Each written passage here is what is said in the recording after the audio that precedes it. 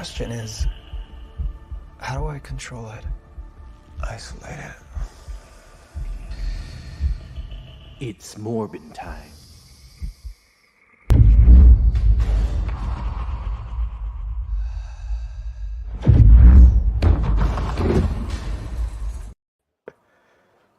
He can't keep getting away with this. Why does Jared Leto keep coming back to haunt us? Man, what?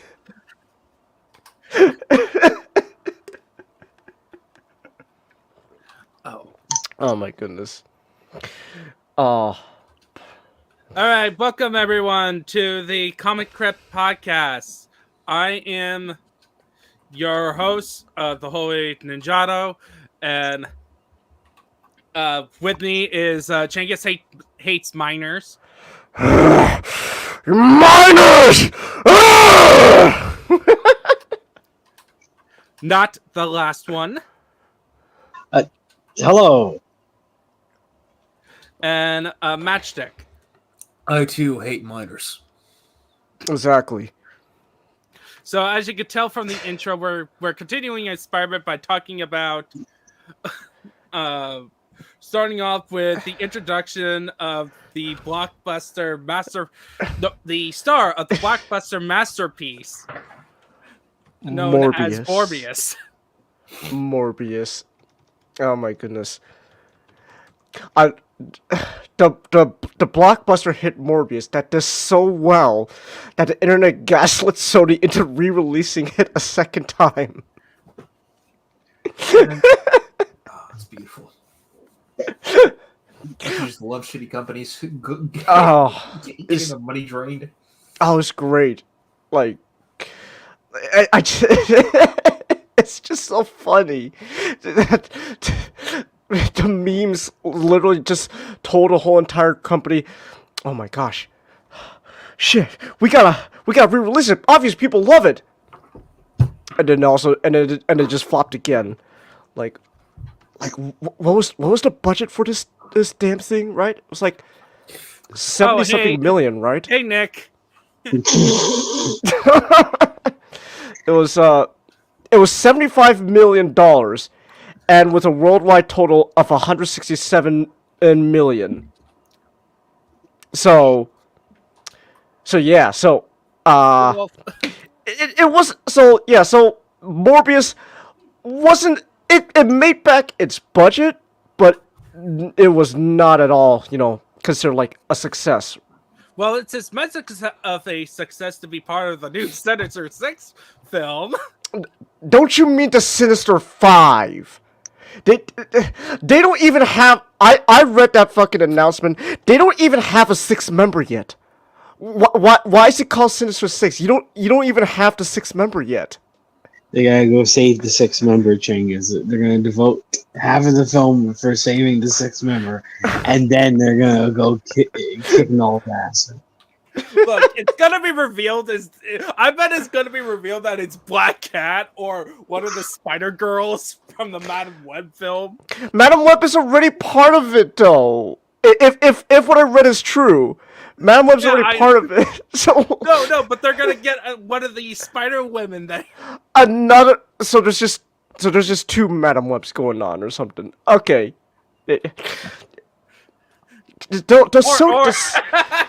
Or Peter Parker as a baby. Or Peter, the Sinister Six plotline. They gotta save baby Peter from Noel so that way he could grow up to become Spider-Man. Or something. It is so fascinating. I remember the way you put it. Was like, it's so fascinating how just a little hissy fit between two companies, it has made one side just entirely committed to making this whole universe without Spider-Man. It's maddening, This is what nightmares are made of. It's what nightmares are made of. Oh, hey, Chelsea. My favorite Madam Web fact is that Sydney Sweeney agreed to be in the movie solely because Sony promised her that they greenlight every anyone but you. She got into the role. She read the comics and everything. The film became a flop, but then anyone but you outperformed it. It's what is it? It's actually, hold on. In order for this comparison to work, I need to look up something. How Brilliant, man! She played the game right. Like she did the research. Hold on. If I'm gonna make a compare, I'm trying to make a $26 million budget times 2. What is that? 26 times 2. That's like 50 something. It made 86 million. Okay, so I guess it's like well, actually no, this comparison wouldn't make sense because I was basically saying it's like I was gonna say it's like Michael Bay with Pain and Gain and Age of Extinction. He came back to make one of the worst Transformers movies so he can make his passion project Pain and Gain. But I don't know if that's an apt comparison because Age of Extinction was a huge success. Though to be fair, that was because of China. Let's go China. Yeah. All right. So we need to explain why is Peter having extra arms to those joining in. So for those who don't know, when we talked about issue 100, Peter tried to get rid of his powers by making it potions. Totally not drugs, guys. Just a potion.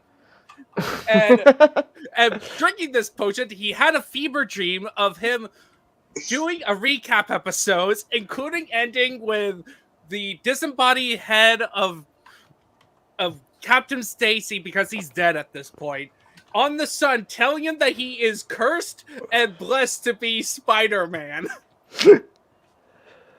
Thanks, Dan. And when he wakes up, boom, he has arms. Yeah. Oh no, this is before the cooking. Oh, let's go. Okay. Oh no. But yeah, but Yeah, I'm not crazy, right? That this is an art style change, right? Yes. Because this is. I'm trying to remember. It's.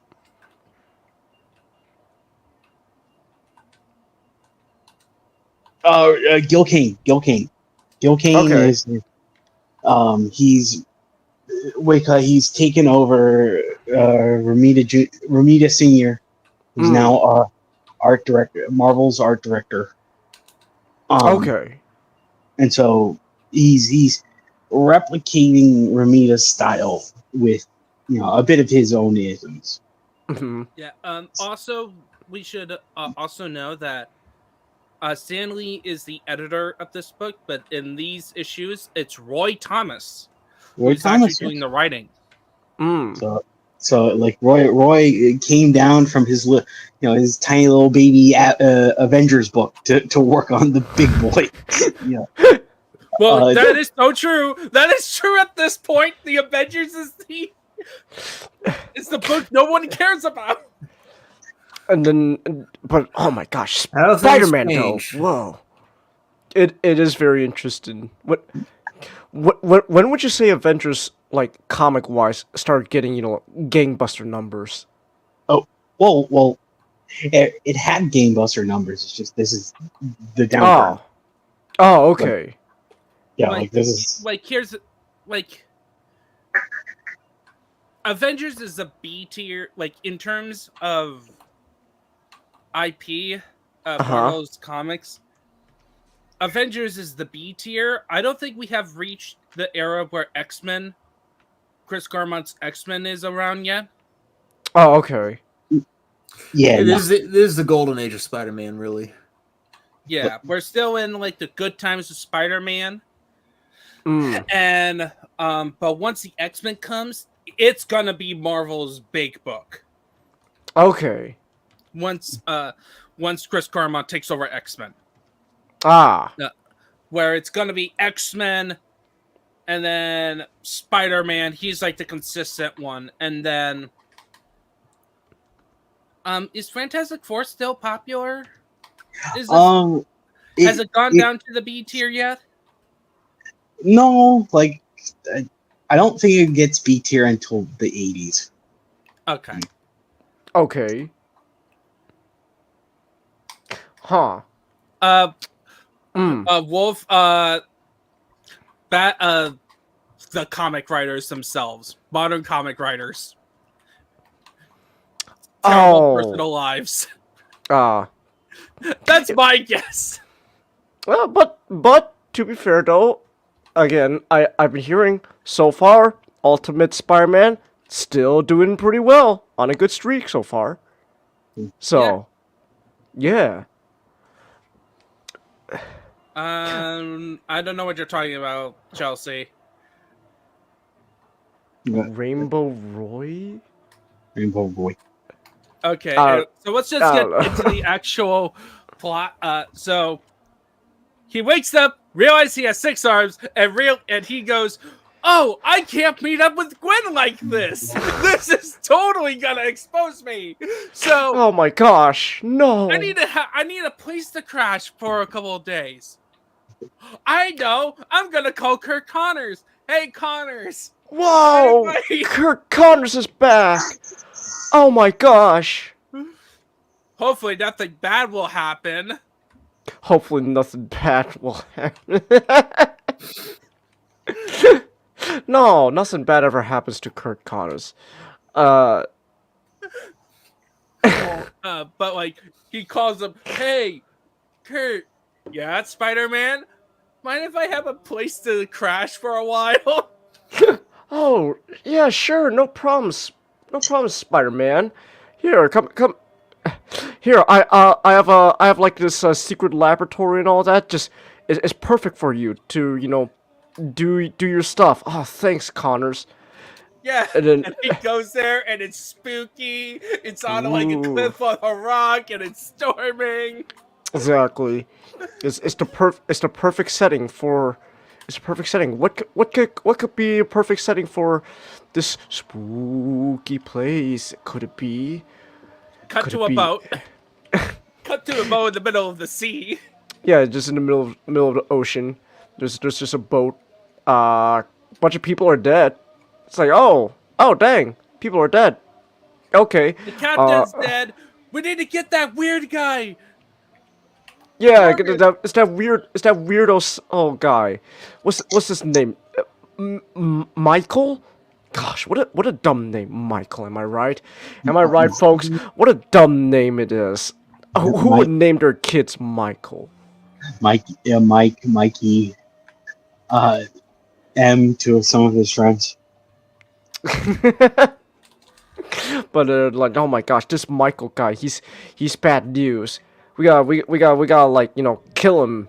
But then, oh no, nothing's going wrong. What's happening?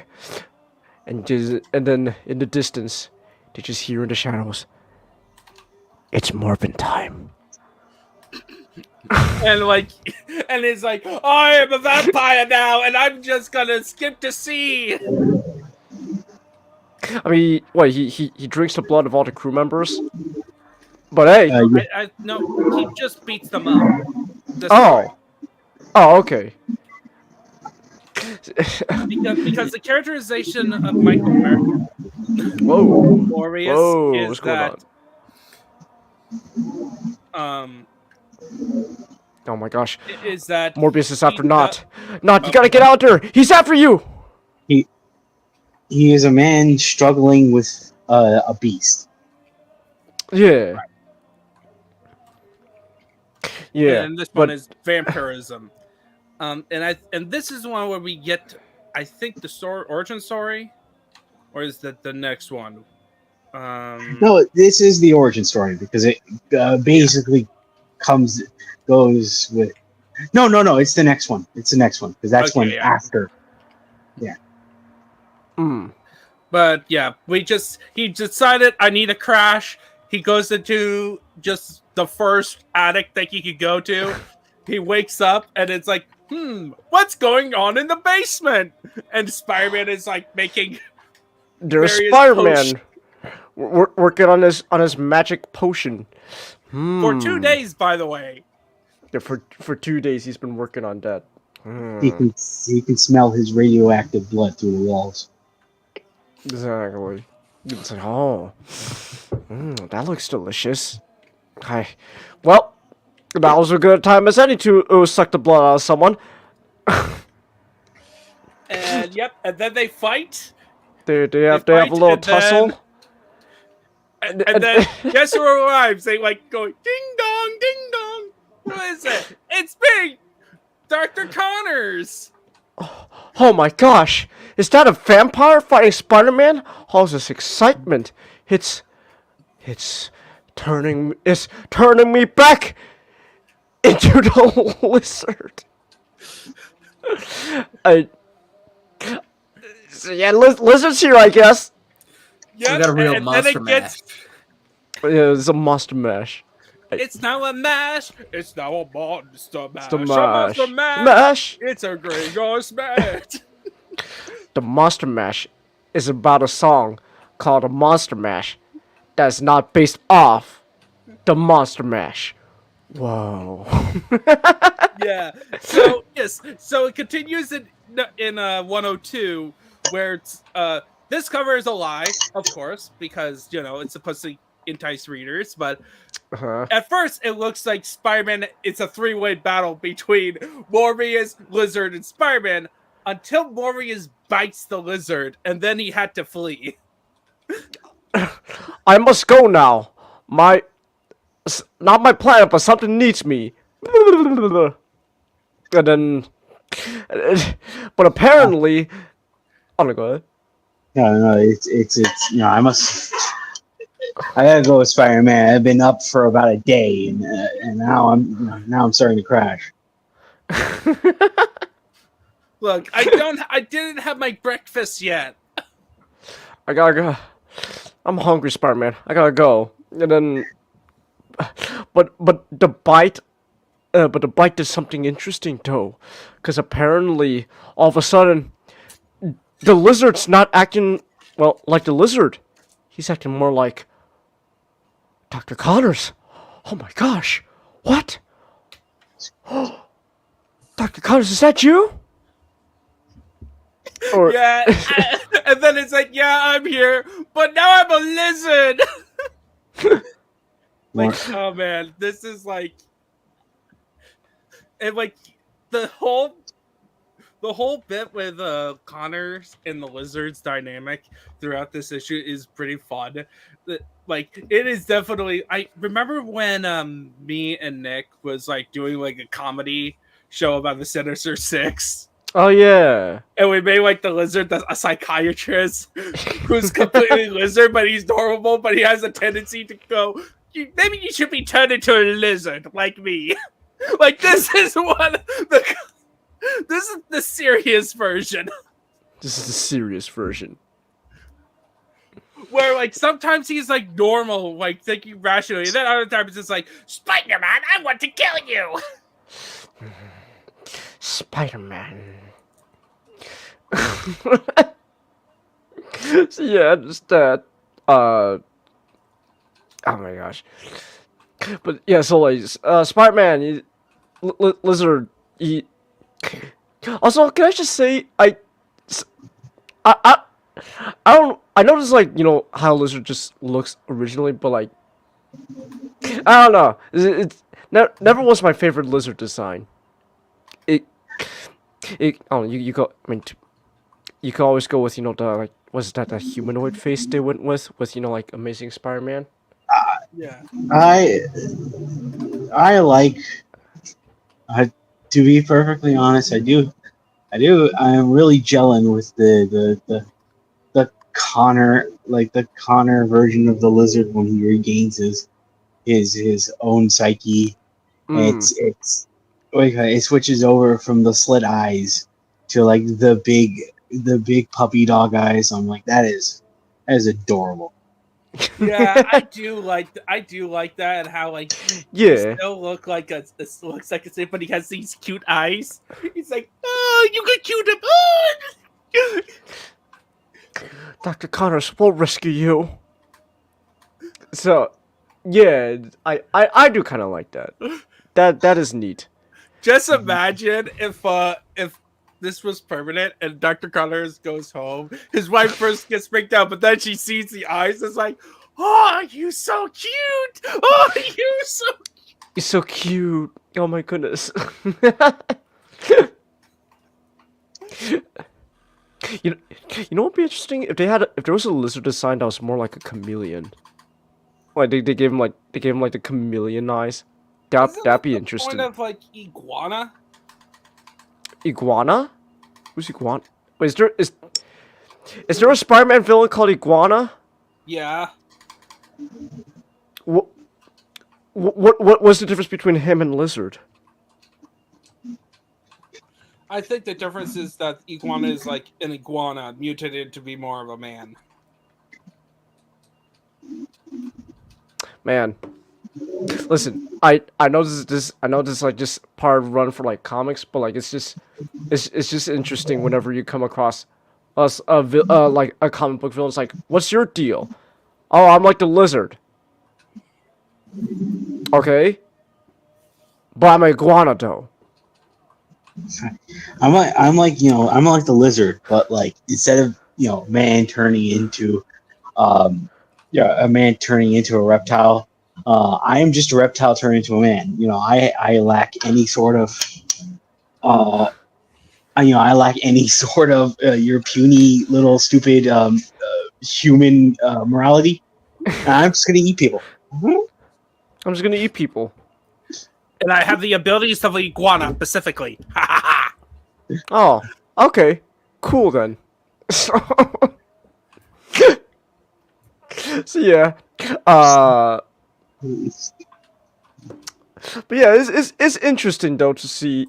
I do kind of like this.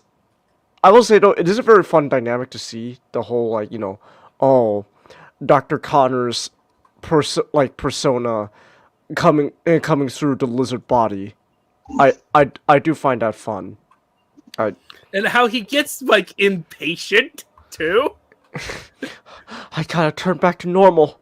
Oh my gosh, Spider-Man, you gotta help me. Or and then it's like, why am I working with you, Spider-Man?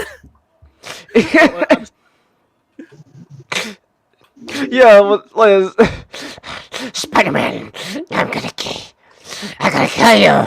I'm sorry. It's like Jack Black in was it in Tropic Thunder, where he's like tied to the tree. So like it's just Dr. Connors literally. It's like your mother's a kangaroo, Spider-Man. I'm sorry, Spider-Man. I didn't mean to say that. That's just a lizard coming through. I'm so sorry. And I love how he gets himself into danger too, as it was like swinging across the city, and he's like, "Why am I with Spider-Man? I need freedom!" I'm sorry, Spider-Man. It's the lizard coming out again. I didn't mean it. You know we're cool, right? I'm Dr. Connors. We're cool. We're buddies. We're cool, G.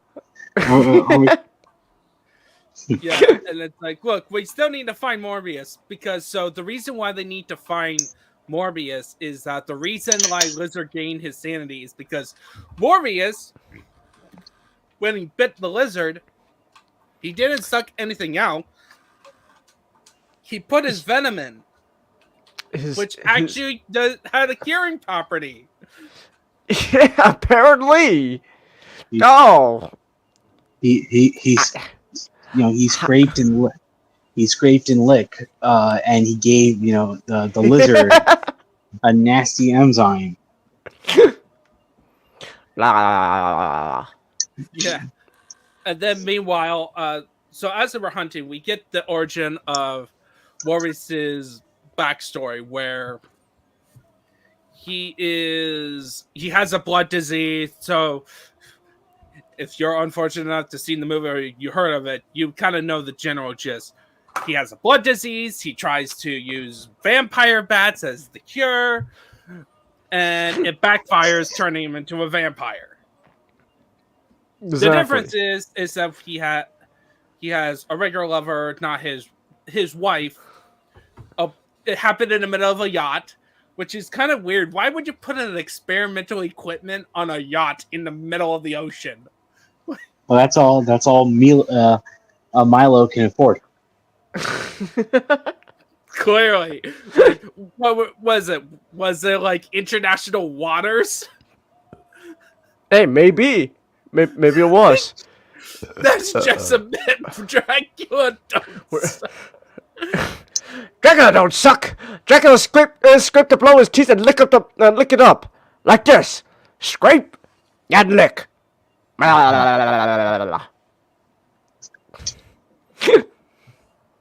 See, that's Morbius is clearly Morbius is not your normal vampire. So,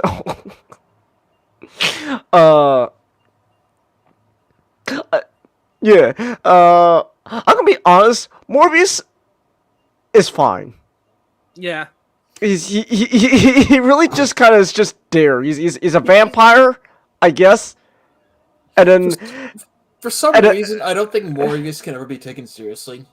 Every time I see him, it's always somewhat silly. Like in the animated series, it's like plasma. Look, I think it's his design. Maybe. Yeah, Like, it could be worse. It could be the deleted seed from Blade Morbius.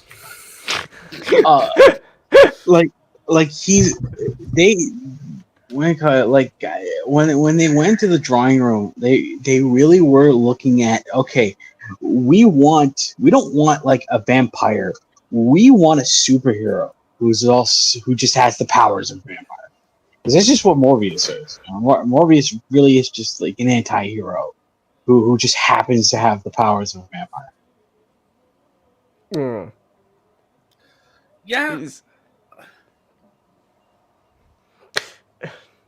Now we need Robert Eggers to come back, get off his Nosferatu movie, so that way he could direct all those efforts into making a historically accurate Morbius movie. And this time it will succeed. Oh, I'm sorry. No, it will succeed even more so than already hit successes that were the 2 theatrical releases of Morbius. The 2 or more billion bucks. Exactly. It's gonna make more trillion.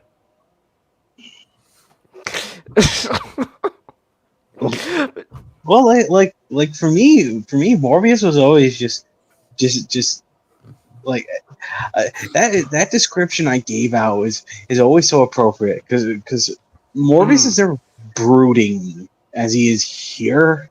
He's always just like a guy. He's always like, hey, like he you go to Morbius will be like, yeah, what's up? What do you need? Yeah. Which Morbius, I'm putting together a team. Intriguing. Intriguing. It's like Morbius, Jennifer She-Hulk. She went to Morbius once, to get something to help her stabilize her powers. And Morbius was like, yeah, cool, I'll do that. Yeah, no problem. Here you go. Oh, cool. Thanks.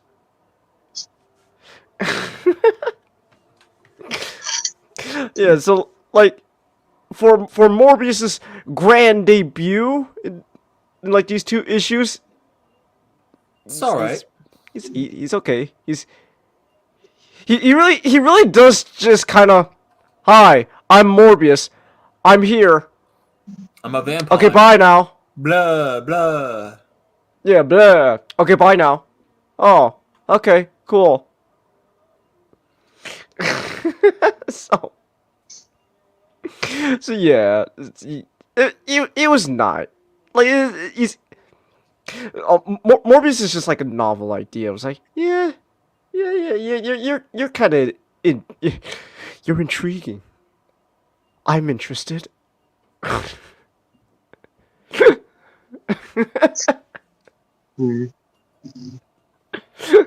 Alright, I'm back. I had to. Oh, okay. Intriguing. I had a bio break. So, done talking about listening. Morbius and his goofy design. I'm listening. I'm sorry. I'm just gonna. As long as we're on this issue, I'm just gonna reply with just to 2 lines of Morbius said in the end credit. That just makes no sense at all. Intriguing. Okay. What have you heard about the Sinister Six initiative? Nope, I heard about Jameson's attempt to save the Bugle. That jackass publisher. Jackass pop. This is the story I was looking forward to rereading again, because I remember this is like one of the comics that I remember as a kid. This was interesting.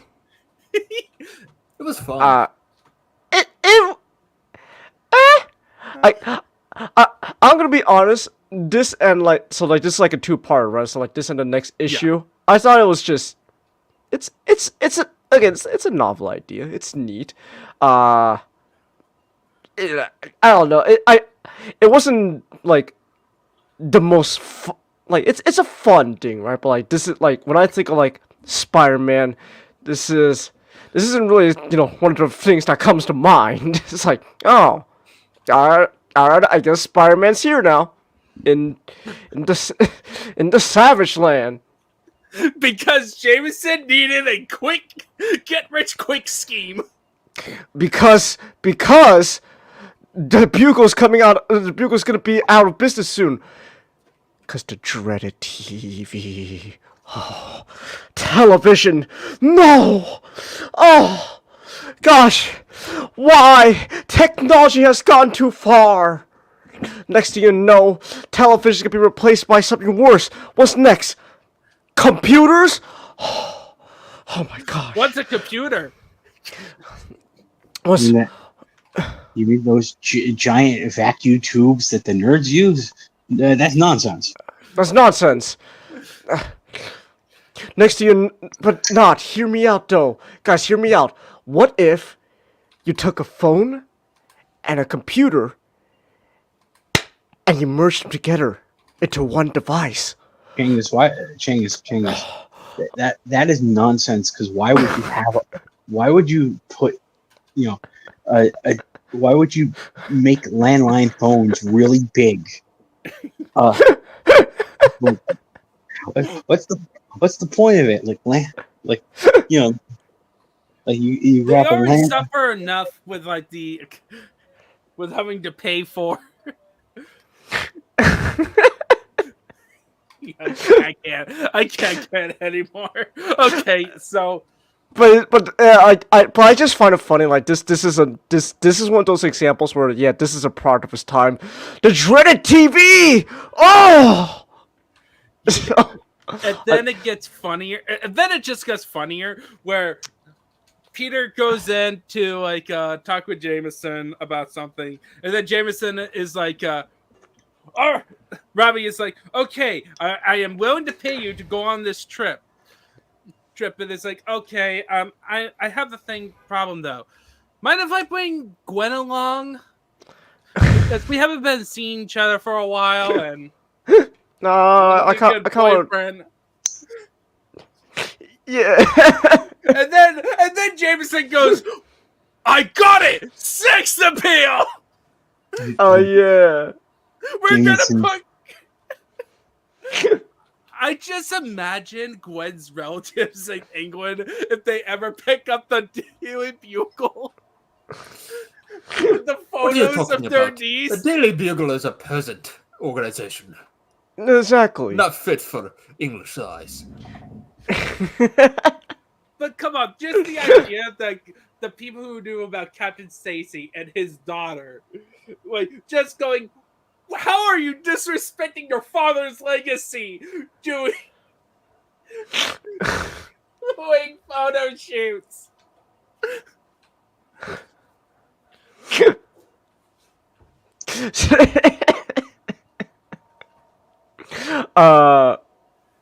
Yeah, so like this was neat.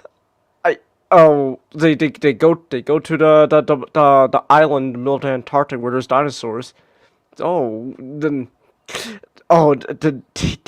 they straight up get Gwen to get into fucking like swimsuit wear so they could get like swimsuit pictures. Jay Jonah has been watching too many RKO pictures. This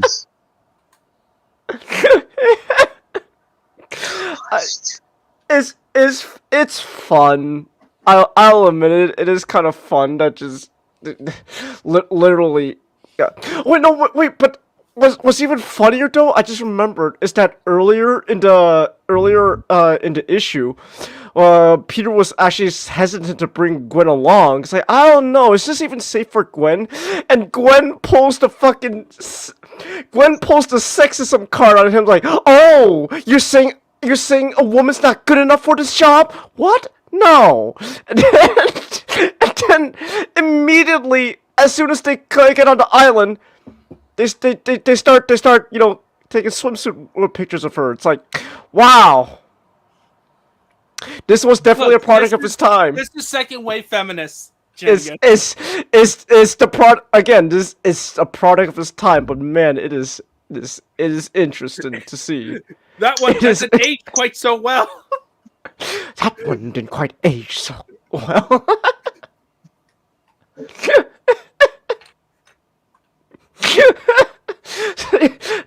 It's just interesting to see. But like, oh my gosh, I will not be.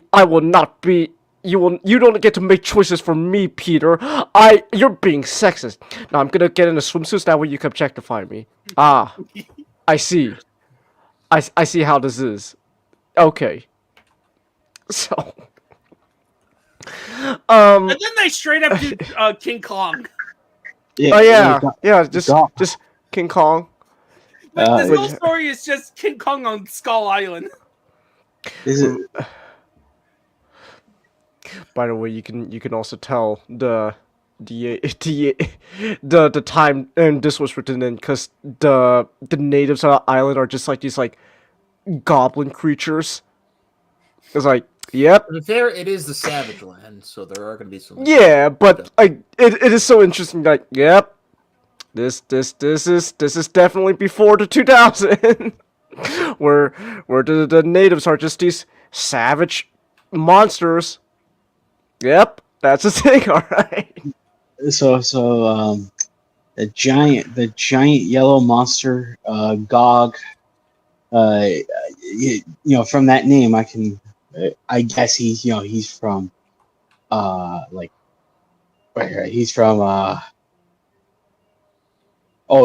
from Poland. Okay, I also looked up because there was this interesting thing at the end of the second half where it was dedicated to Carl Denham. Okay. Whoa. And then who is the fictional character from King Kong? Ah. Yeah, like. So this is straight up. They were like. Yep. This is King Kong now. Well, fuck it. We're doing King Kong now. This is Spider-Man and King Kong. Kraven and an alien. Kraven and his polar son. Well, go and Oh yeah, Kraven just. Oh, but Kraven just kind of just straight up just shows up. It's like, I'm here now. Oh. Okay. well, Changus. It's tied to like. It looks like it's tied to another comic where he fought against Karzar. Kazar. Yeah, Astonishing Tales. In Astonishing Tales 2, there was a Khazar short story where Kraven just decides to be in Savage Lands to hunt, and Khazar basically going, "Dude, this is my home. You just come in here and just start killing things." It's like, try me, and then they fought. Yeah, so it's like, this is like one of the cases where it's comic book continuity shenanigans. It's like, I'm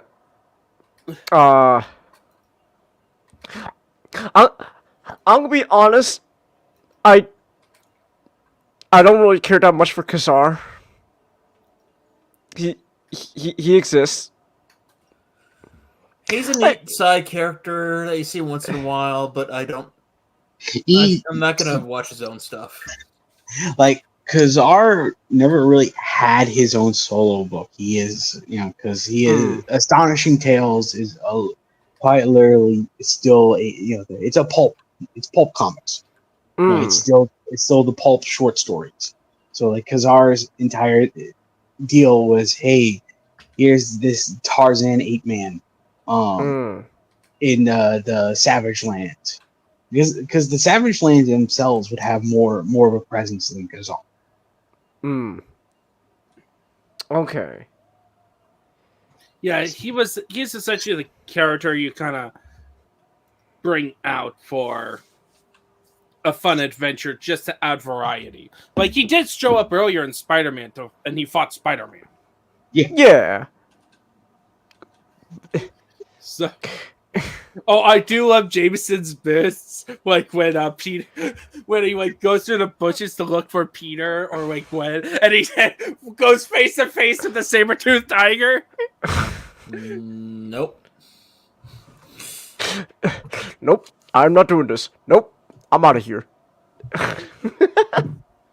Or how about that bit when Peter Jameson is like, I see Spider-Man swing in the background, and it's like, No, I'm delusional.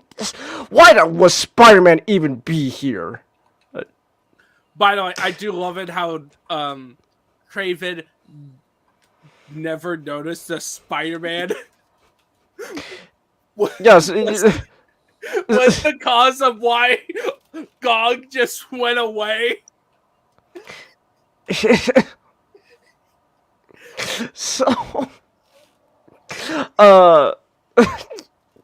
yeah. So like, just I will. It's just interesting because like, for me, like I don't really care that much for Khazar. So seeing like, oh, Khazar's the one who gets to hold fight with Kraven, then Peter's like, okay, that's interesting. Well, you see, Cheng is Khazar fights. Peter gets the name. It's quite it's a good exchange, even if you don't care about the character. It's a good exchange. Right, but it's so funny. Also, I love how Kraven's brand, the reason he kidnaps Gwen is to make her his mate. Like, seriously? Isn't there like one of Khazar's own people that he could grab? No, we must only go for the one woman who's on the island, which is Gwen. No, I'm assuming that, like, I don't know much about Khazar lore, but I'm pretty sure he has other people on the island. Yeah, he is. Kraven is Russian nobility. He is not going to settle for the the wench of the masses. He'll have, the top booty. So, AKA some random girl from New York. Yes. Exactly. That is what we must go for. Okay. Are you dare questioning the taste of Kraven the Hunter? Oh my Yes, goodness. I am. I'm questioning his reasoning. This was, again, I'll be honest. This was like a neat little like novel, like two-parter, but like I don't know. This is gonna be something that's gonna be stick in my mind when I think of Spider-Man comics. I'm not gonna be thinking about the time when Peter objectified his girlfriend in the Savage Land. Even though she pulled the sexism card so that way she could go to the Savage Land. Peter, I am a woman. I can take care of myself.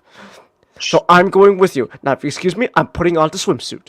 Changes, you forgot the moment where like Gwen called it a chauvinistic idea and then went along with the idea. Yeah, that's right. It's like this is a chauvinist. This is Mr. Jameson. This is such a chauvinistic, sexist idea. Give me that shit. It's not scantily clad enough. Oh, okay. Oh my goodness. This was the most, again, product of his time, but it's just so interesting to see stuff like this. Yeah. All right. Mm. So after this, we go to a 3-parter. With Yeah. The Spider Slayers. Yeah. Jameson didn't learn his lesson. I'm like, I like, okay. We have had this discussion on like Jameson for like several times now. So I'm gonna be honest. I think for me, if you were ever to do like adapt like a spider, like Jameson, the whole robots going after Peter and all that thing, like it would, I feel like it would have to be like at the very least like a one-time deal where like his intrusive thoughts finally got the better of him. It was like, okay, you know what? My intrusive thoughts have won. I'm gonna get this to capture Spider-Man. Things go wrong. This is the third. This is like the third time. no, The this fourth is time. like- The Fourth fourth time. time his Okay, intrusive okay. thoughts have gotten a hold of him. It's like, damn it, I gotta capture Spider-Man. Oh no, Remember- it's 3 times with the Spider Slayers, 3rd time with the Spider Slayers, then you got Scorpion, and then you got Electro. This is like 5th. 5th minimum. Like, Thing is, we're just gonna have to accept that we can't fix Jay Jonah. He's just broken. just like, and then like, oh, are we gonna include the time with Mysterio? So that's like the first Electro. Mysterio. Like, I so- count Electro, so that's like 6. Like a good 10% of the issues has to have Jameson somehow causing the mess. I think like in the current time, like, I think if you were to adapt any of this stuff, I think it would have to be like just I at least for me, I think it should be like at the very least a one-time deal where like his intrusive thoughts have finally gotten the better of him and he makes a dumb decision that the Spider Slayer. Oh shit, this isn't going according to plan. Yeah, it was becoming ridiculous. Because well, it's just interesting because like for like a good couple of issues now, right, like for several episodes now, like Jameson hadn't really done any of this stuff, but then just I guess just this one time the the straw that finally broke the camel's back. Damn it, the intrusive thoughts have won for like the 100th time now. I gotta capture Spider-Man. All because of a protest and Spider-Man humiliated him. Jameson, don't you support civil rights? It's like, yes, I have been supporting civil rights. And then Spider-Man goes there to try to calm them down, and his way of calming him down is by hanging on the wall. Embarrassing. And then James just goes, okay, that's it. Spider Slayer robot again. This time it will work. 100%. Nothing can go wrong. And then it turns out he was just being used as a front. Oh my gosh, who could have seen this coming? Smythe didn't want Jameson's money nor the Wallcrawler. He wanted the master controls for the huge surveillance state that New York has apparently turned into. Yeah, like, oh, was this, which led into this one where we have like a funny gag where Spider-Man had to make his own mask of his face to pretend that he pulled like a Mission Impossible like mask rip. It's like, the face of Peter Parker was just a mask all along. That bastard! Oh my gosh! But it's so, and then just like. So that was actually kind of funny. It's like he has a Mission Impossible to have Minority Report. No, not Minority Report. Just have this mass surveillance system. Yeah, Minority Reports. Well, I don't know. At this point, I'm gonna be honest. I can't wait for New York to start doing future crime shit. Like no, that's Civil War 2. We don't talk about that. Well, that's what Minority Report is. Yeah.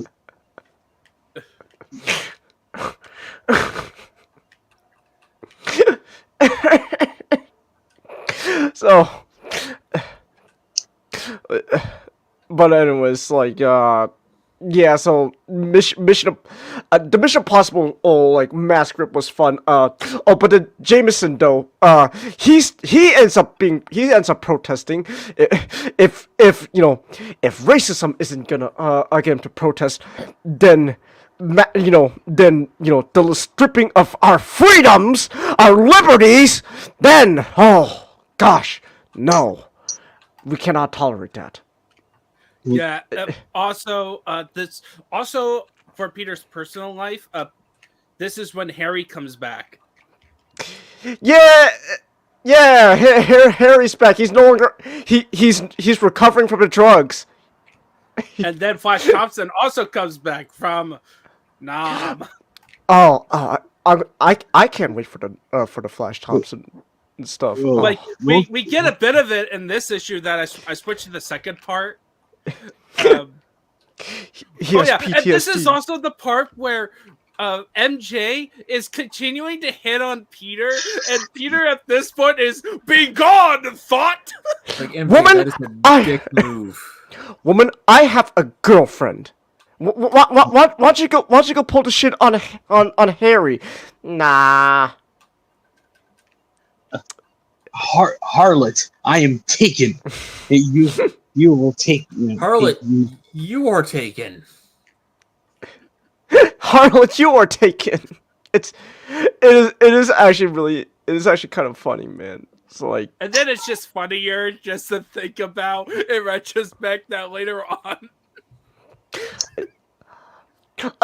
Obviously, like in the future, like for this to like Gwen, no, not Gwen, MJ, like had a huge, glow up until she didn't.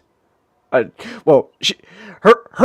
problems with her currently are a completely different matter. But like before the current problems with MJ, like she obviously grew out of this phase.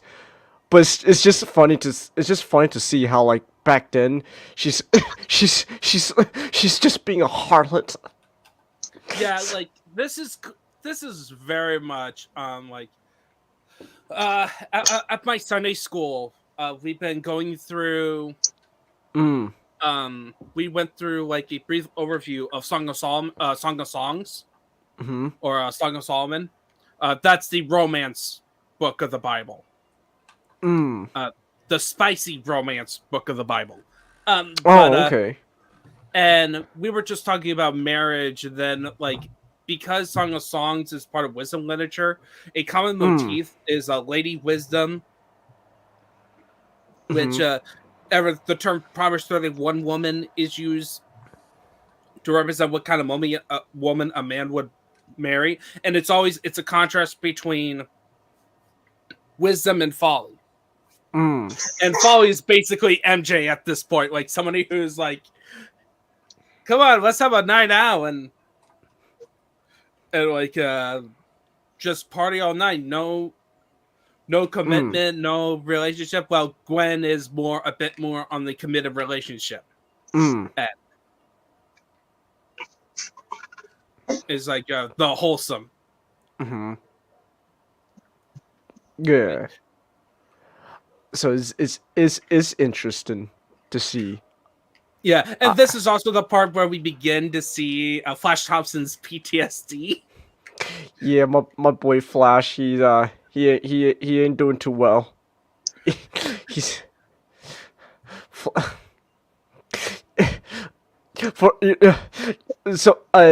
a second there, I actually thought that I was like, oh my gosh, is Flash having a fucking like Hurt Locker moment here? The war won't go away. Hey Gwen, the only time I feel the war's not over for me. You know what it is? Flash just, you know what it is? Flash just needed Godzilla to come up so that way he could kill him, so that way his war can finally be over. Godzilla. How about King Kong? What? Like King Kong would. Like Kong would be the embodiment of the. Oh, that's true. Well, no, Kong wasn't the embodiment of the Vietnam War. Skull. It represents the Vietnam. No. Like if it's King Kong, Samuel L. Jackson was just projecting the Vietnam War onto Kong. Kong wasn't actually the Vietnam War. That was just Samuel L. Jackson projecting onto him. And we see what happened to Samuel L. Jackson, Chang. He died. He died. So that's why we need Godzilla Vietnam War. A Godzilla that represents the Vietnam War, so that way it could just be Spider-Man -1. and then Flash can return, and then I don't know. Peter's in a hospital bed for some reason. Like, Flash, is your war finally over? And then he cries on his lap. Exactly. But then, oh my gosh, Peter, there's a bruise on your neck. It's growing. What does that mean? Oh no! Atomic bomb radiation. Yeah, but yes. Anyway, so and then it gets funny. It also is funny because at the end, Peter was like, "Oh, I'm gonna dress up as Spider-Man to visit Flash Thompson to figure out what's up." You know, #1 fan and all. And then, psych! Nope, he gets captured. Nope. You don't got time. Yes. Oh my gosh, the Spider Slayer. But it's been upgraded though. What? Cause this time, more like a spider. This time, there's a cockpit built in. Whoa! I'll be back in a few minutes. Oh, okay. But it's also so. It's so funny with Spencer Smythe because I thought he's supposed to be dead, but nope, she survived. So I'm looking forward to when we get to the point where he dies, and his son takes over and becomes a weird cyborg thing.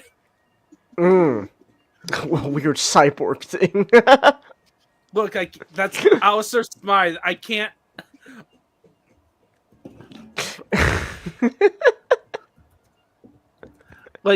Okay, I'm gonna show you what he looks like from the '90s cartoon. You need to explain to me what to describe this. Okay, him. you want me to describe what I'm looking at? Okay. Yeah, I'm gonna post it. I'm gonna share it now. Look, what do you think? He looks like he was taken over by Baby. What's going on with his are those like suction cups on the end of those like shoulder protrusions? What? Like there's supposed to be laser things. Like here's a better image of what he kind of looks like full body. Okay. It's interesting, all right. If they got rid of suction cup things, then okay. Well, no, don't worry. They There's look a reason for it. They look like suction cups.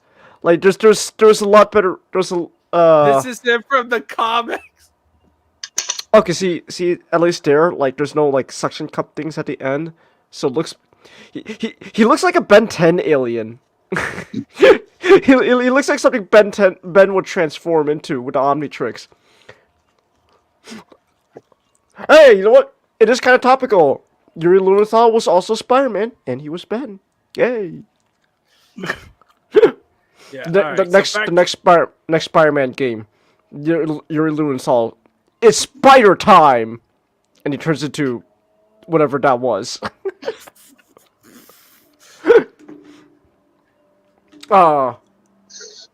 Maybe they will actually make a game that is worth people to buy a bunch of copies of, so they can have DLC. Aww. No, the reason Insomniac isn't making DLC for Spider-Man 2 is quite literally because it was it was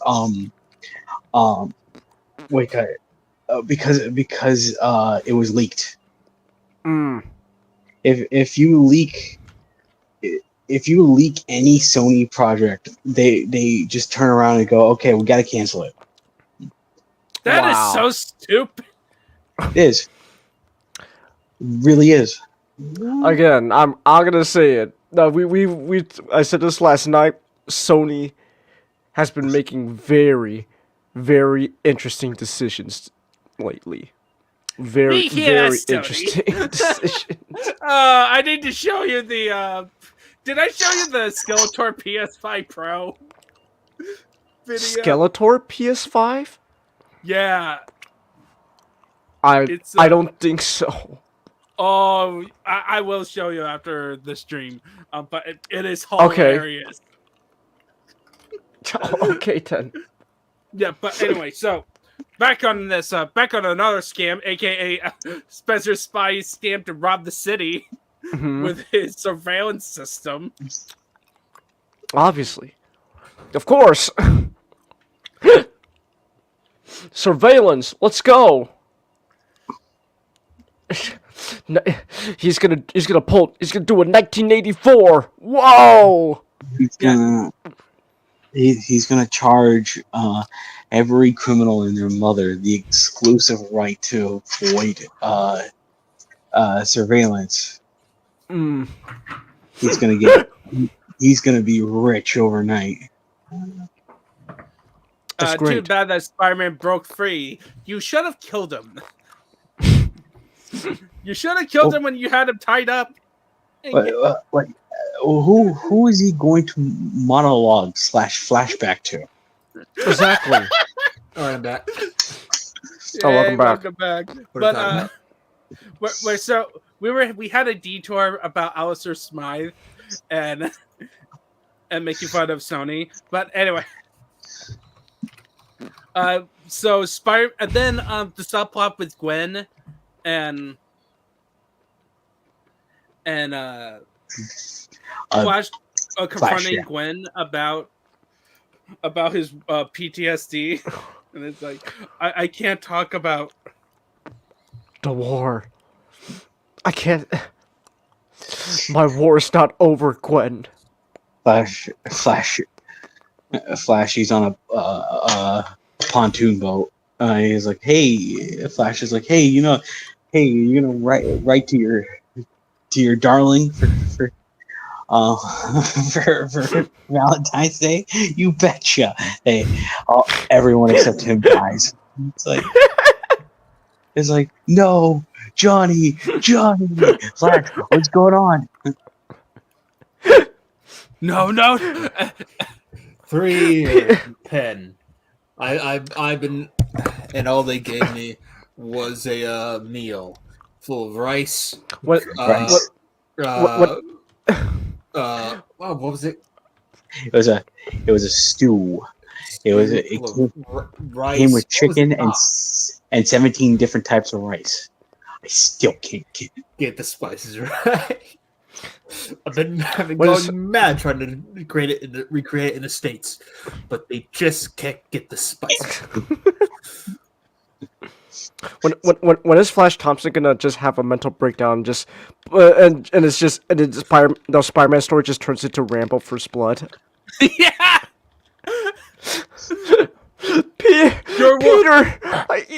Peter, you didn't see it. You didn't see what I saw. He was asking. I can't find my legs, Peter. I can't find my legs. Flash, that was you. Yeah, but is not yet. He has to wait a couple. He has to wait a bit before he loses He has his to legs. wait a couple decades. I can't wait.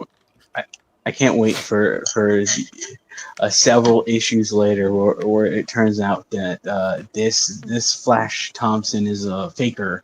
He stole the real Flash Thompson's identity, and his real name is Ammon Tarzarian. But anyway, so Spider-Man, of course, defeats the villain. You know, The villain. he escapes, stops the Yeah. plan. There was gonna be a bank robbery, but Multiple that didn't bank happen. robberies. I'm gonna be honest. I was actually kind of interested in that because it's like a heist story with Spider-Man. Oh no, it's been foiled. Damn, what a shame. Peter, he saves the day. Good work, Peter. Whoa. Good work. And then he goes and sees Flash Thompson being escorted by cops. Oh my gosh, Flash is being arrested by the police. Jameson was right about the deep state. Dude, Oh my so we get Flash Thompson's war stories. Yeah. Well, first, Peter as Spider-Man has to rescue him from the military while battling a Chinese Vietnam stereotype. Peter's worst nightmare, worst villains has come to light. We just didn't see it. The Viet Cong. The communists. The communists. This But they're whole... not even communists. They're like they're like Buddhists. I'm assuming Buddhists. There's pagan Buddhists living in the jungles. Of Vietnam. Of Vietnam. Down now, down now, bow now, bow down, down And now. so when Peter gets him away from the military personality, he's like, "Look, I saved you from the cops. What's going on?" And Flash is like, "Idiot! They were witness protection." Oh. I see. And actually, this might as well be Flash's ramble monologue, because he was talking about like why he was under witness protection and all that. How he felt responsible for like the bombing of the temple, and it's like, it's my fault, Peter. You didn't see it, Peter. The high priestess, she was asking me where her legs were. She couldn't find her legs, Peter. She couldn't find her legs.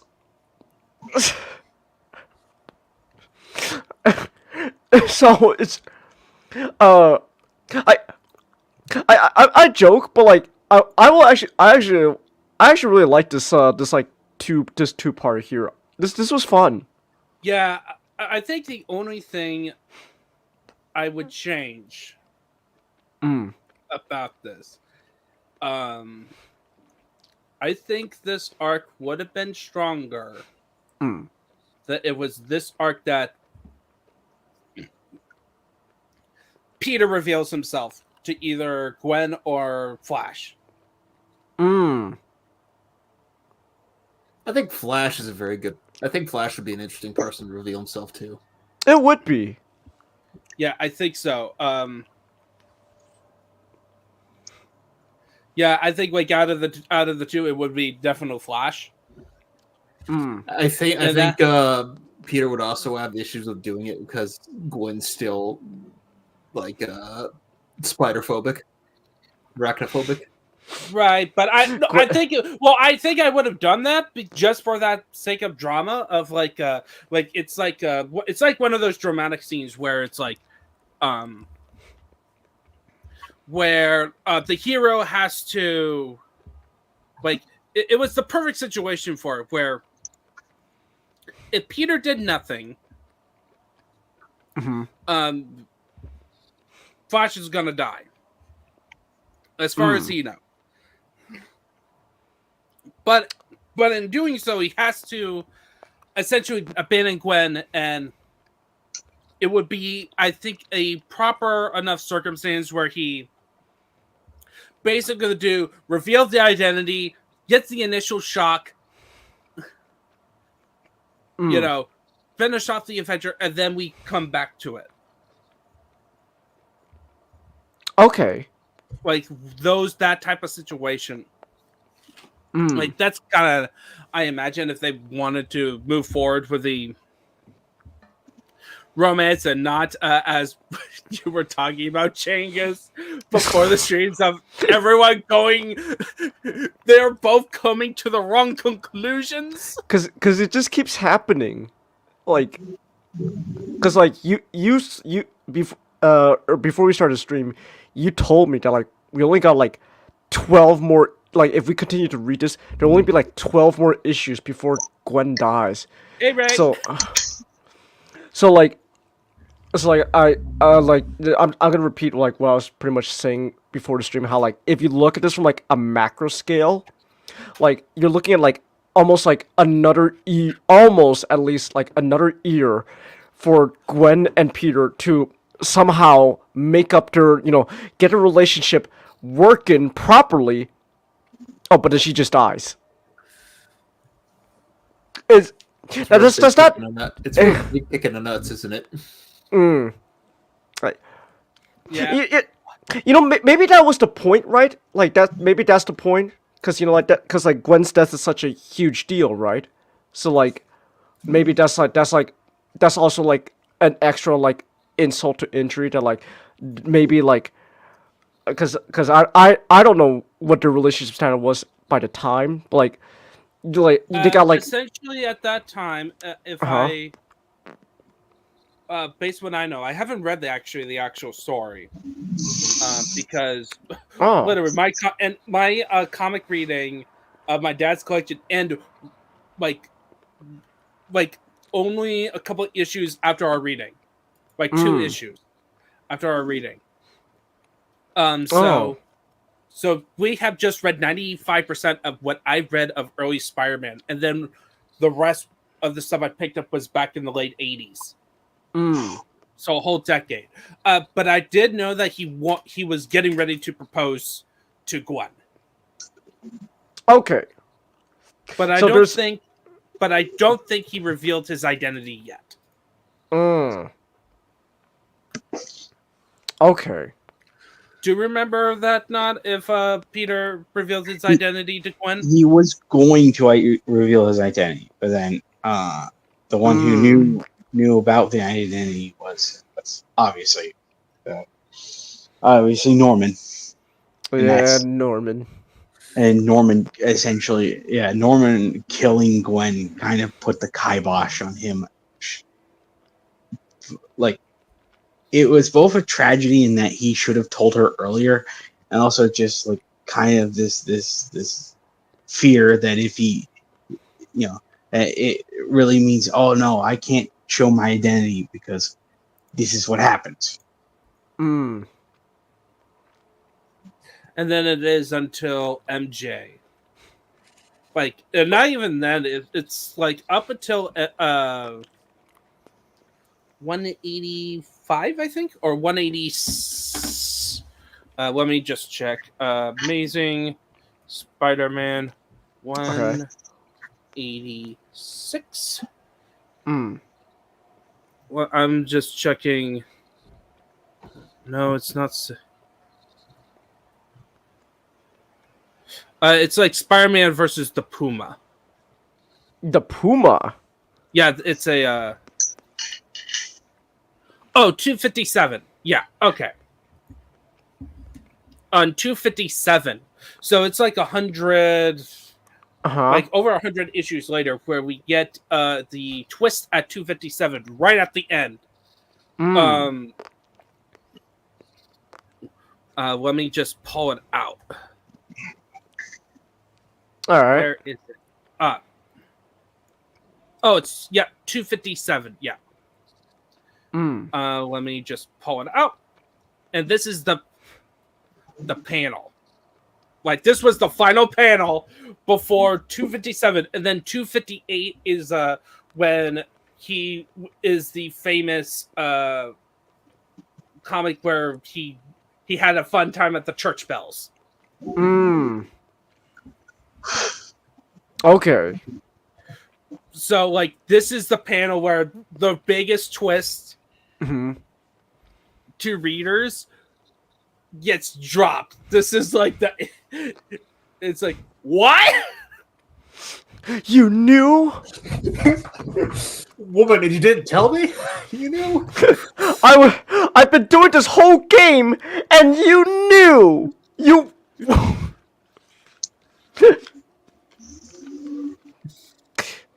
Yeah, so... Do you know how much I would have liked to tell somebody, and you just stood there and knew the whole time? Like, this is it. Here's even the context. So, so like he's going to the apartment and is like, oh, the Puma, a villain. Oh gosh, the Puma. Oh. Oh my He's gosh. going back to the apartment and is like, oh, freak! I forgot about MJ. Damn! Right, MJ! Right! Hey! And then, like, all that crashing and shouting, I thought I'd go out of my mind. And then she dropped the bomb. You don't have to make another of your phony excuses. And then, boom! Oh my gosh, I knew! And then it gets funnier. Because you know what happened immediately after in the next issue? In the timeline? What? Black Cat shows up. Oh. MJ leaves. Black Cat insults MJ. And they go on an adventure. MJ, much like Betty Brant.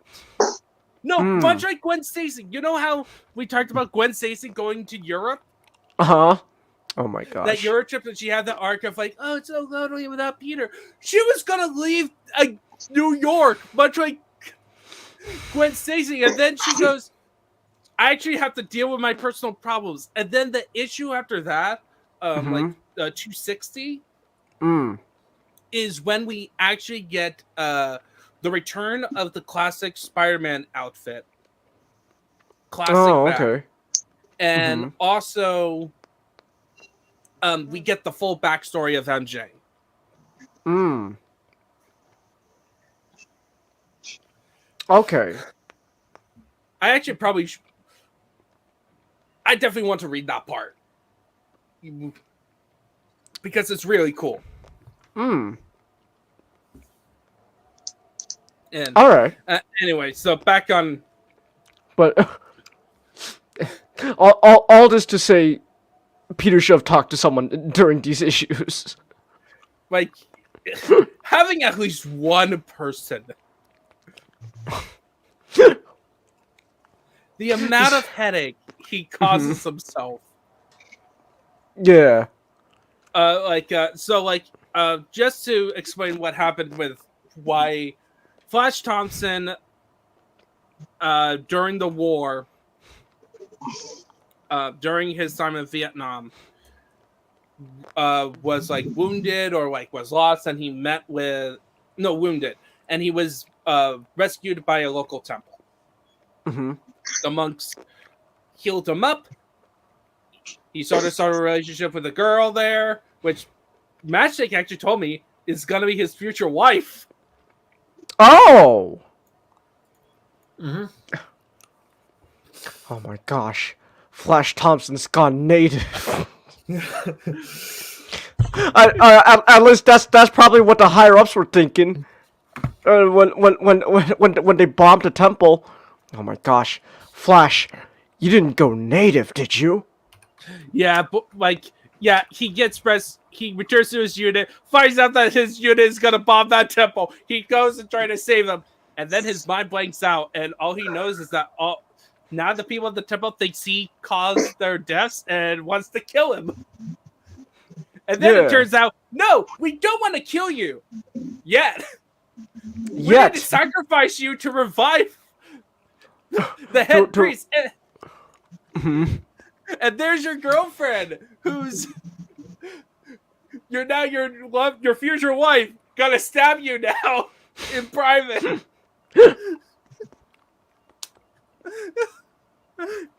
That's great. It was at that moment when that woman brought out a knife to kill him. He knew. She's his second after Gwen. Oh my goodness. Yeah, like that's even funnier how Peter and Doctor Strange features in there. He basically Doctor Strange is there here. to magically resolve the situation that revived the person, because the idea was they were going to sacrifice him to revive the head priest. Doctor Strange came in there, did his magical BS, and saves the day. And then Flash Shadow said, all right, I'm going to be challenging Beauty Parker. I want to get Beauty Parker's girl.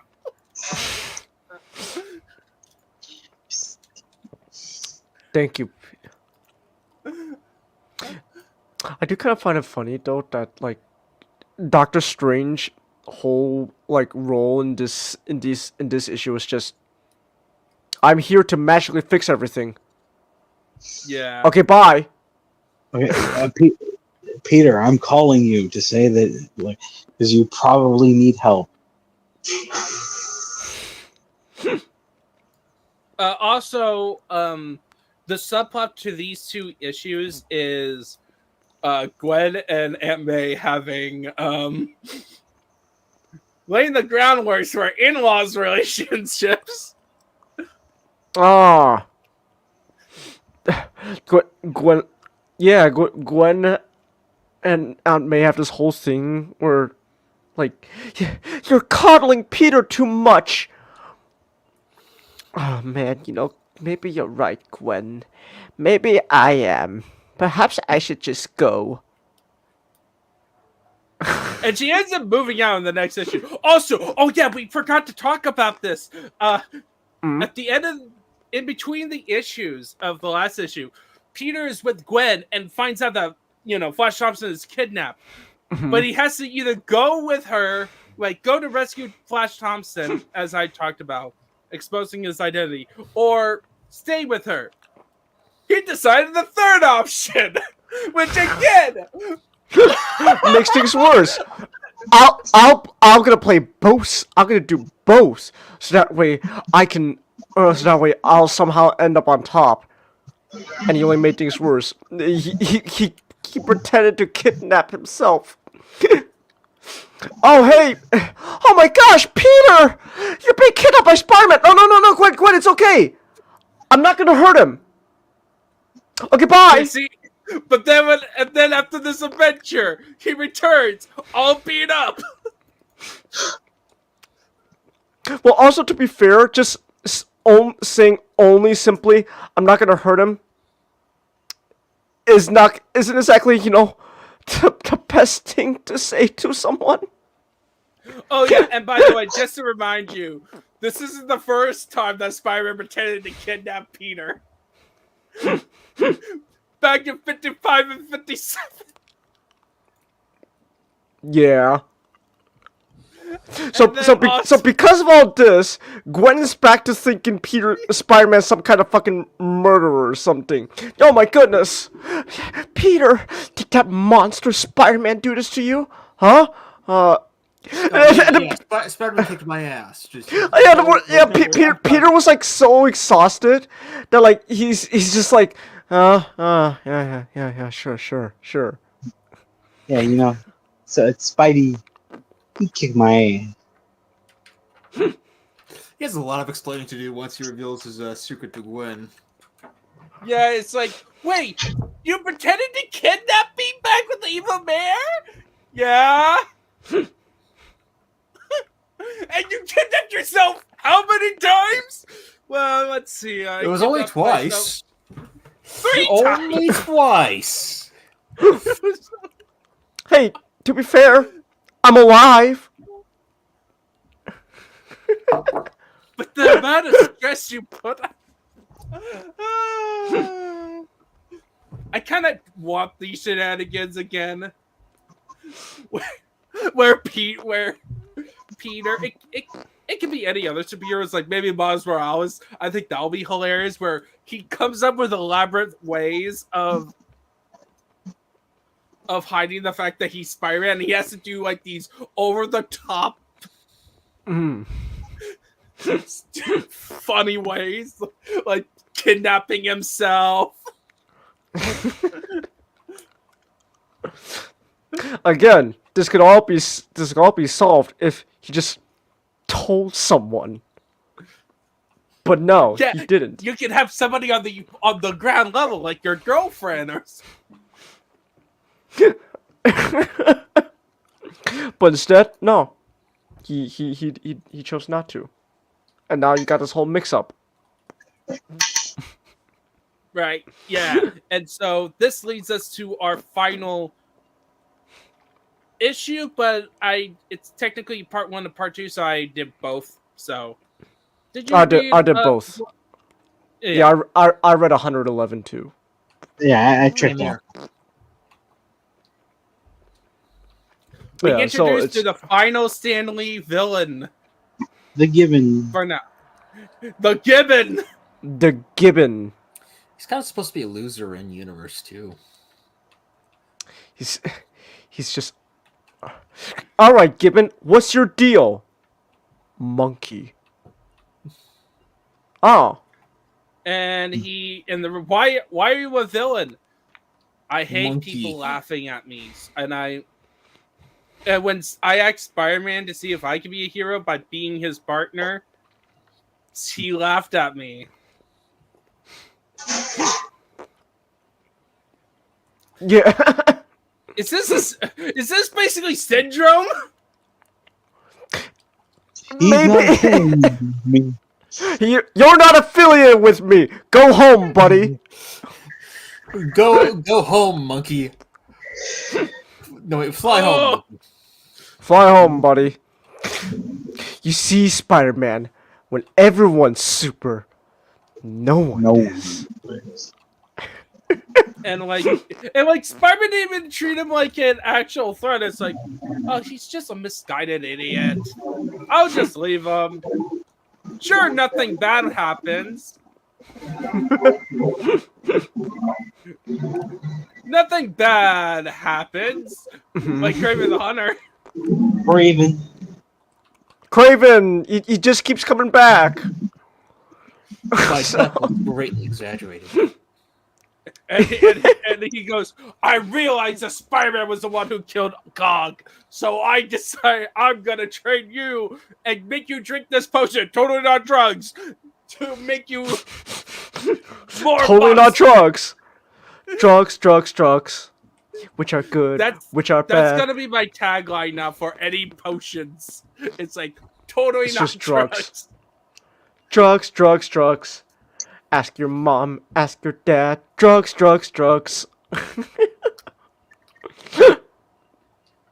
It's funny. Yeah, and the plot is just simple. Gibbon drinks the potion, goes crazy, tries to beat up on Peter. Peter beats him up back. Also, Peter's having a hard time with his personal life because his Aunt May moved away.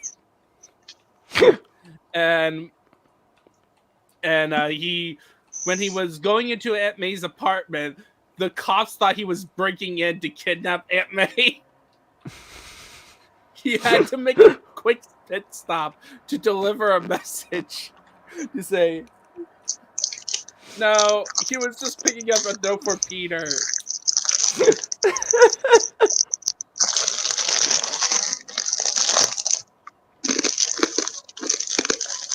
What you eating there? Chicharrones. Ah. All right.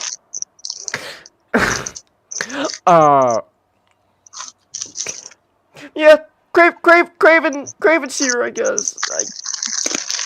I don't know. I for like, this is interesting because like, for like the last thing that like Stan did. I don't know. I'm not gonna lie. I was expecting a little more.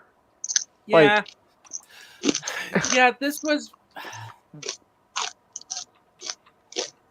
Yeah, this was definitely feel like because this was feeling like 100 was his finale. Yeah. And then the rest are like his like the bonus issues. Yeah.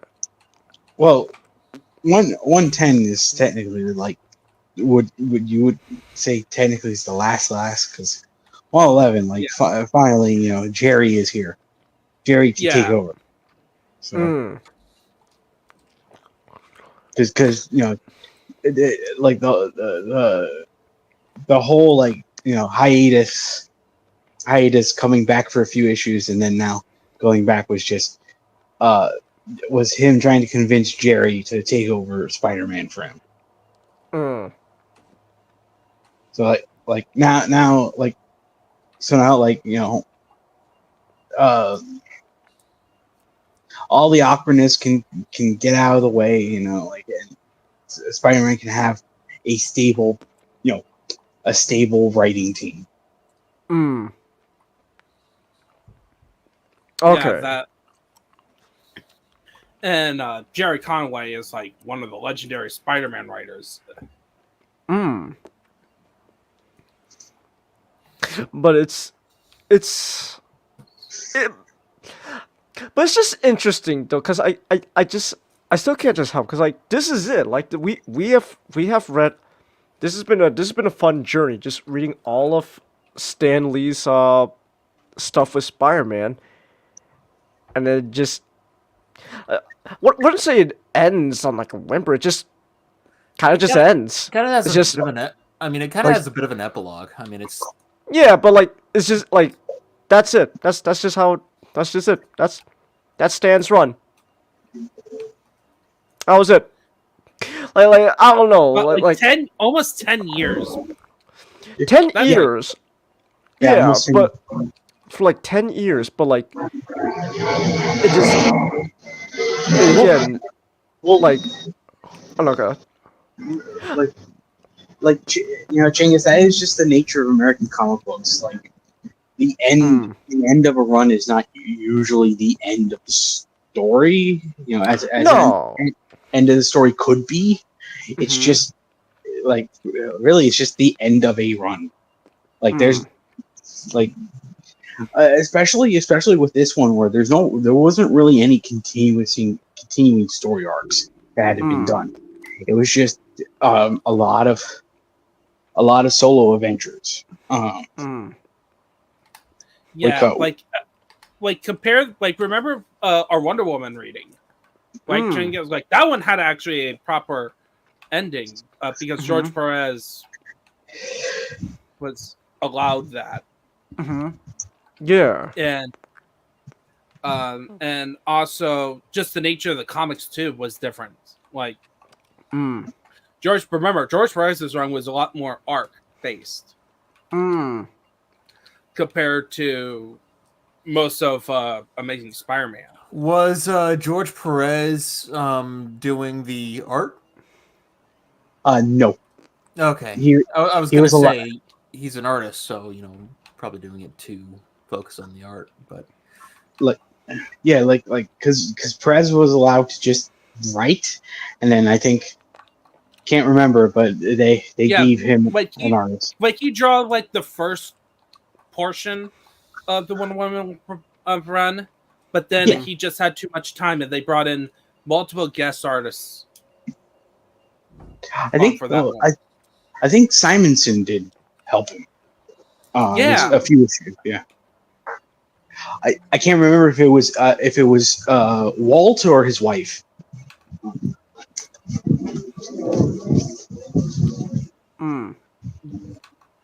Yeah, I still remember that run. That was an awesome run of comics. But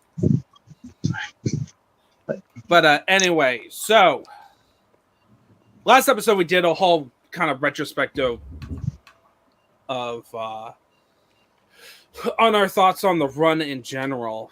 But so luckily we don't have to do that. Much like the previous, much like how Stan Lee's run ends with a bit more of an epilogue, this is a bit more of an epilogue. Just a couple more stories from Stan. Yeah, and they were all definitely the Gibbon one was the weakest one. Yeah, the Gibbon monkey. So you know what? For the final thing, what is the top storyline, either a one-shot or a multi-issue story? Was your favorite of this run? This is a basic answer, but it's still true nonetheless. Master Planner Saga? Yes. Okay, no Master Planner Saga. No Master Planner. Because that's like the number one.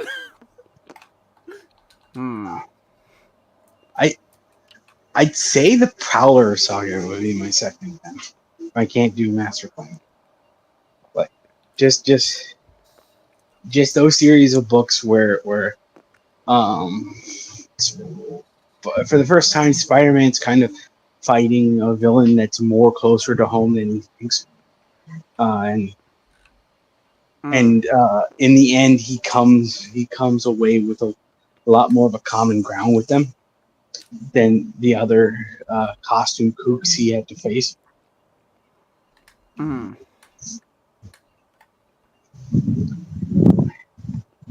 about you, Genghis? For me, I'm not sure. It's because we've been doing this for a while, and I won't lie. For me, we were kind of getting to the point where, for me, a lot of the issues just kind of start somewhat blending into each other. Like some stuff was cool, and then just as things went on, they kind of just started. Again, they started kind of blending in a little together. I guess I'm not sure what exactly is like my favorite. Um, It could be a one issue thing too. a one issue thing. What what story? Uh, I don't know. Maybe just. I guess like for me, maybe the first thing that just comes to mind is just the would this even count? Just original Spider-Man story? Not even, what was it? What was it? What was it called? Amazing Fantasy 15, Yeah, the origin story. yeah. Because like it's I don't know. It seems like such a basic answer, right? But like it's kind of like the one thing that comes to mind that like, at least for me so far, like at the moment, kind of stands out. Like, like Yeah. I think for me, it's less so much of. I think for me, I'm gonna be honest. As we kept going on, as issues start blending it together, it kind of becomes less about like what was my favorite issue and more like moments throughout the whole entire thing that I kind of look back upon. Yeah. I'm doing a brief viewing of the stuff we read, over time.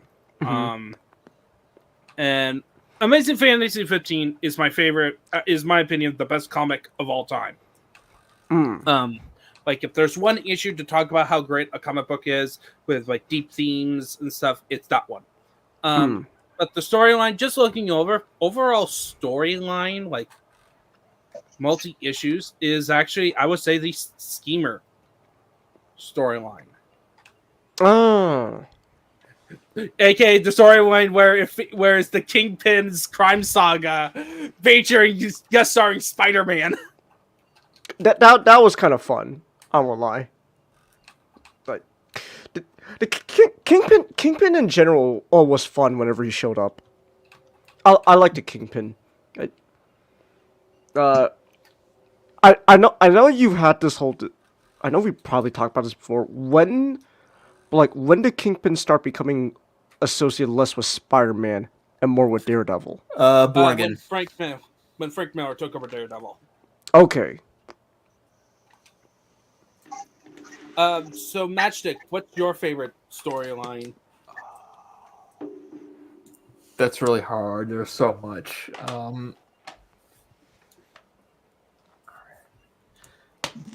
I always like the stuff with Doc Ock and Mysterio.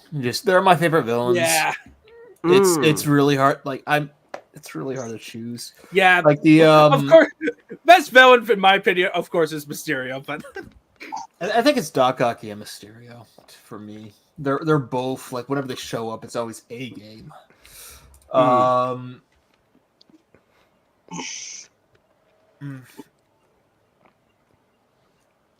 you know what? You know what's kind of coming to mind now that you mentioned Doc Ock? Just Captain Stacy's death. yeah. Oh yeah. Yeah. So I guess maybe that's also another answer for me. Just everything Captain Stacy's death. But what was I say? Yeah, but like I don't mean this as like as like a bad thing when I say that things are kind of I just. swear to hell, stop getting hit by the catapults. What are you playing? Resident Evil 4. Yeah. Okay. He's been pointing that out for the entire stream, but yeah, like it's not. It's. Oh, no, go ahead. I know that it's like you having a hard time picking a one does not mean that it's a bad run. No, it's just that everything was in a good quality throughout the entire run, which is the reasons why I also view this run of comics as like one of the best runs of comics. Actually, is that the low points are not as low as other runs can be. No. Like, and you get go ahead. Sorry. No, I want you to finish. I will also, and you also get a good character arc throughout it. Like everything is still progressing, even though like we could complain about Peter and Gwen coming to the wrong conclusions a bunch of times. It's at least moving forward. Like him graduating from college, he's no longer angry at people all the time. Now he's just paranoid. Yeah, he's just paranoid about his social situation. But if you read the earlier comics, it makes sense why he's now paranoid. Because he learned the hard way about his bad attitude from earlier. Which also, it's, you know, it's like you fix one problem, two more takes its place, kind of thing. Right. No, yeah. So like, yeah. But again, like for me, it kind of just becomes more like just what are moments that I remember from the whole thing, more so than like specific like issues. And like certain things throughout that like I go, oh, that was neat. Like again, for example, like one thing I do kind of wish they would do again, I would like to see is if bring back the like that sass dynamic between Flash and Peter, just because that's just so much fun, just the two of them just constantly just like bickering with each other, like it's like what is okay. So that's interesting. Like when did Flash become more? When did the dynamic just become just, you know, stereotypical high school bully? Hey Peter, get in the locker. Probably the movie, I think. Yeah, the movies. The movies? Okay. Yeah, because, you know, simplifying characters for the sake of film. Right, Because but it would be such, but like again, the original dynamic is such a fun, I think, that I feel like it should be brought back. Just the two of them, like maybe it could still be somewhat of a like this bully thing, but less about like, you know, like, gonna give you a swirly Peter, but again, like that constant back talk with each other, just always insulting one another. Oh, hey, look, it's Dork Peter. Everyone make fun of Dork Peter. Yeah, Flash. Well, at least I'm not gonna, you know, at least I'm not gonna end up a brain damaged homeless guy in the future. Flash, you're an overgo. You're a shaved monkey. How about you go? Ooh. I'll give you. Flash, Flash goes, at least I have a girlfriend. Bimbo Liz Allen. That's a great catch. At least I'll still have my my allowance this week. At least I still have my parents. Ooh. Oh. You know what, Flash? All you're good for is just gonna be some mook in the army. Yeah, well, you know what? The army pays good, Peter. I hope you lose your legs. Flash. Like that'll ever happen. I'm sorry, Flash. I was a dumb kid back then. Yeah, it's okay. To be fair, though, I did lose my legs. Yeah. All right. So, with that, we're done with this with the episode of the Comic Crypt, and next time we're gonna do a fun grab bag one shot where each of us is gonna have everyone read a one shot comic, and we go over them. Each of us chooses one comic, and then we have 4 comics to read. Yep. Very simple.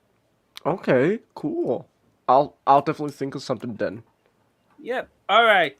I hope everyone who have stopped by watching the stream had a good time listening to us ramble on about Spider-Man. I'm not sure if the next one will be a stream or we're just going to do recording. I don't know. So anyway, so have a good night, everyone. Good night.